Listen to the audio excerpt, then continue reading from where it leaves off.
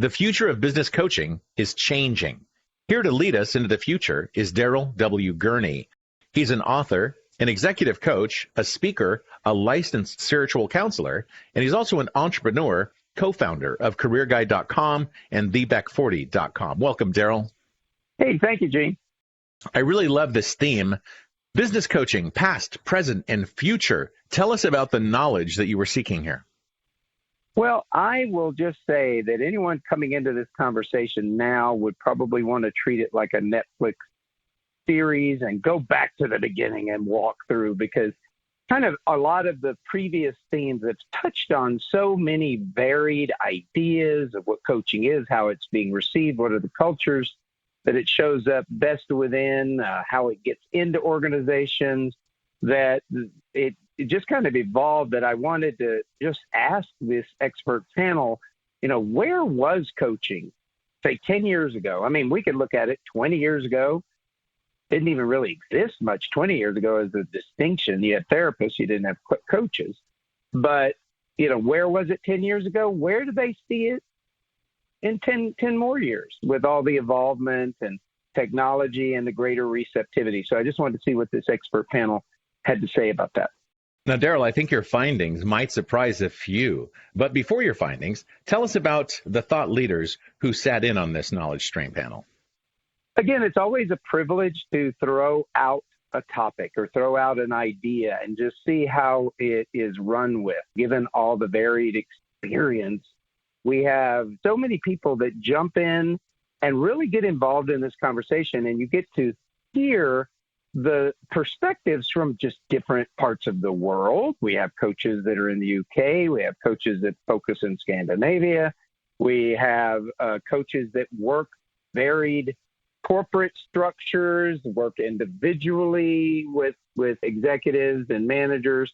Just a great group, and it's always a fun kind of thing to throw a rock in the water and see how it ripples out. In your executive summary, you kick stigma to the curb and you embrace machine learning. Walk us through the slide. Well, that's a real short, sweet way to capture this.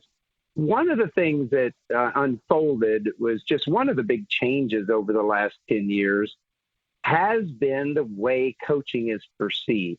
And what the vast experts pointed out is just that it's not only more accepted as a basic, but it's actually a sign of companies that are really forward thinking. They're really all about continual growth and learning. You've got these new generations that are coming in that it just totally fits. It just fits the way they grew up. It fits their individuality, the specific attention. And we've also got the rise of artificial intelligence, which is going to become more and more a part of the coaching spectrum.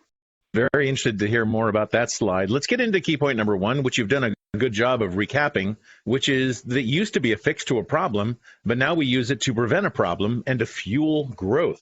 Yeah, David brought up a point there is, of course, that it's just more accepted, and coaching has a lot more pieces to it. And, I always say whenever I'm working with an executive, within 2 or 3 sessions, I'm getting down into the personal stuff, because it is that personal stuff that is going to be shaping their performance and how they're showing up. So, although it may be the results or the metrics or whatever that are on the outside of the, what we want to produce out of coaching, it's these deeper things that are being addressed.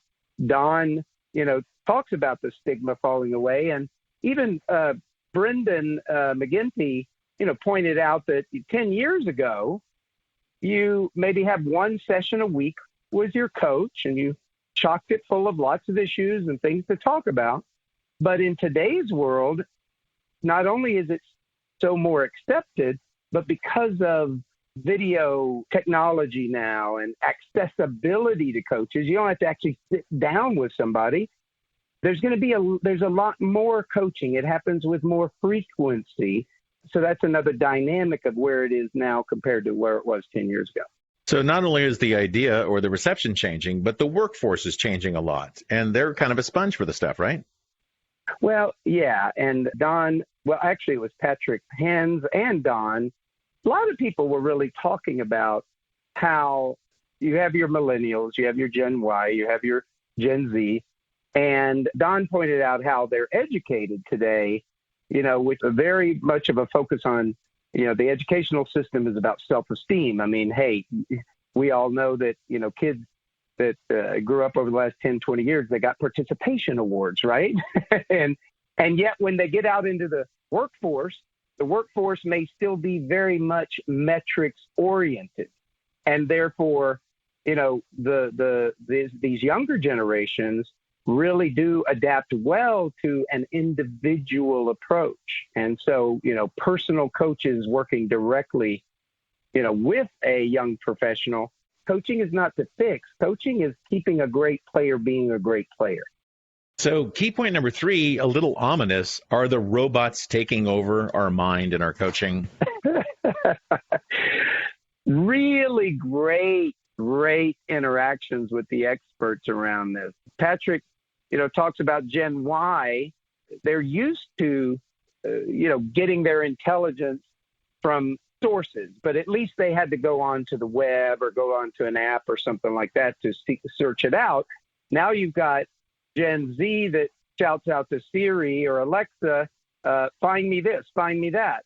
And so they don't even have to store stuff in their brain because they have instant access to all of this out there. But what that has created is it's created generations that are really comfortable interacting with artificial intelligence. And so one of the things that was discussed a lot in the theme was, where will AI fit in? Where will bots fit in? And there's a concern that, or actually a belief that the human to human aspect will always need to be there for the top leaders and those really engaged at these highest levels of coaching.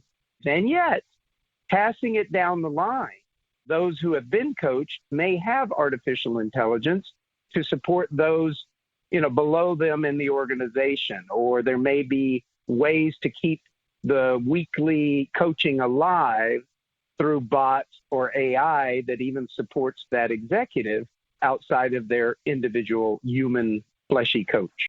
Well, that's interesting. Now tell us about the 3 panelists that stood out on this panel.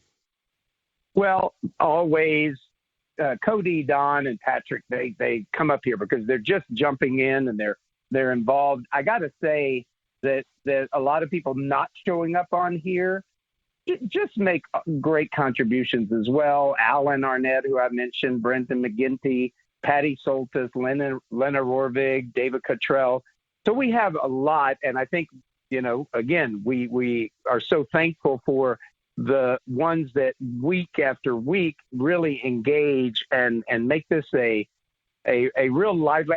It's almost like a salon. In the old days, the really intelligent people of Europe got together and they postulated great philosophies and things. And I feel like we've just got an awesome group of really intelligent coaches that throw ideas around in a really awesome way.